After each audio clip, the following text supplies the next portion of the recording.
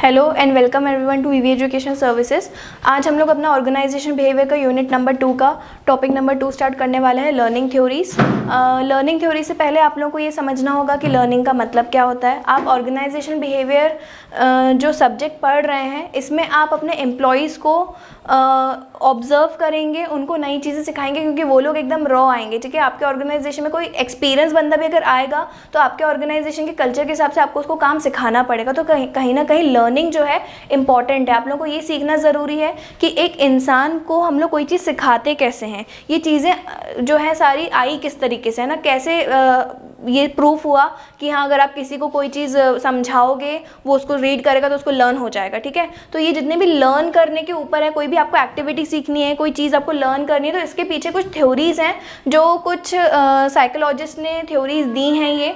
ठीक है, तो पहले हम लोग सबसे पहले आप लोग के कोर्स में 4 थ्योरीज़ हैं। हम लोग स्टार्ट करते हैं क्लासिकल कंडीशनिंग थ्योरी से। ये लर्निंग की थ्योरीज़ हैं कि आपने कैसे प्रूव किया कि आपकी ये एक्टिविटी किसी इंसान को कुछ सिखा देगी। ठीक है, तो लोगों ने अपनी थ्योरीज़ दी हैं कि आप इस तरीके से सिखाइए लोगों को। ये वाली जो थ्योरीज़ हैं ये कहीं ना कहीं हम लोग ऑर्गेनाइजेशन में एम्प्लॉयज़ को ट्रेन करने के लिए, या उनको अपने ऑर्गेनाइजेशन में हमें उनको काम किस तरीके से करना है, उनके डेली बेसिस पे काम किस तरीके से करना है, या कुछ नया उनको सिखाना हो, तो कहीं ना कहीं लर्निंग जो प्रोसेस रहता है पूरा, वो सारी चीज़ें ऑर्गेनाइजेशन में बहुत ज़्यादा काम आती हैं एज अ मैनेजर। ठीक है, तो इसलिए आप लोगों को ये थ्योरीज पता होनी चाहिए कि किस तरीके से हम लोग किसी इंसान को नई चीज़ सिखा सकते हैं। तो इसमें सबसे पहले क्लासिकल कंडीशनिंग थ्योरी, ये इवान पेवलोव ने दी थी, रशियन साइकोलॉजिस्ट हैं ये। इन्होंने अपनी थ्योरी में ये बोला कि आप जब किसी को कंटिन्यूसली कोई चीज़ उसके साथ रिपीटेडली करोगे तो उसको एक पॉइंट पे जाके वो चीज़ याद हो जाएगी। इन्होंने बोला और इन्होंने प्रूफ भी करके दिखाया उस चीज़ को। ठीक है, तो इस थ्योरी के हिसाब से क्या कि आप अगर रेगुलरली किसी एक चीज़ को दूसरी चीज़ से रिलेट करना सिखा दोगे किसी को, तो वो अगली बार सेम ही रिस्पॉन्ड करेगा जब भी वो चीज़ होगी। ठीक है, फॉर एग्जाम्पल इन्होंने एक डॉग के साथ एक्सपेरिमेंट करके दिखाया था।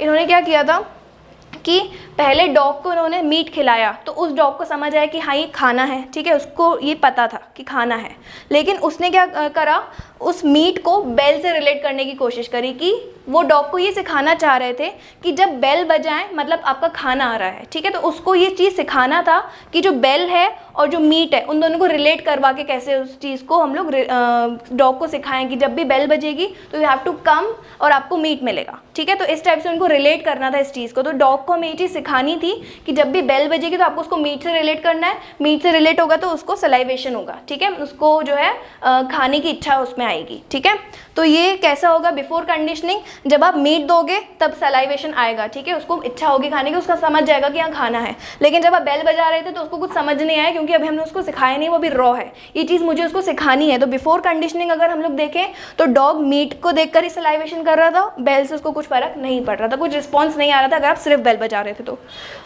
जब हम लोग उसको सिखा रहे थे रेगुलरली ऐसा करना स्टार्ट किया कि जब मीट दिया तब मतलब बेल बजाई और फिर मीट दिया, बेल बजाई फिर मीट दिया, ये चीज़ जो है कुछ दिनों तक इन लोगों ने कंटिन्यू किया। और फिर जब कंडीशनिंग के टाइम पर फिर डॉग को समझ आया कि हाँ bell plus meat is equals to salivation, मतलब बेल बजेगी मुझे मीट मिलेगा और फिर सलाइवेशन होगा। तो कहीं ना कहीं धीरे धीरे डॉग जो है बेल को और मीट को रिलेट करना सीख रहा था, क्योंकि ये चीज़ रेगुलरली उसको सिखाई जा रही थी, रेगुलरली उसके साथ ये चीज़ की जा रही थी। तो इस वजह से कहीं ना कहीं डॉग ने रिलेट कर लिया था कि meat plus bell is equal to salivation, जब भी बेल बजेगी मतलब मुझे खाना मिलेगा, खाना मिलेगा मतलब सलाइवेशन होगा। ठीक है, तो ये तो हो गया ड्यूरिंग कंडीशनिंग। अब एक पॉइंट आया जब ये चीज़ बहुत ज़्यादा रिपीट करने लग गए तो डॉग ने क्या करा, बेल को ही सलाइवेशन से रिलेट कर दिया कि जब भी बेल बजेगी वो अपने आप मीट के बारे में सोच लेता था और उसको सलाइवेशन आ जाता था, भले मीट सामने हो चाहे नहीं हो।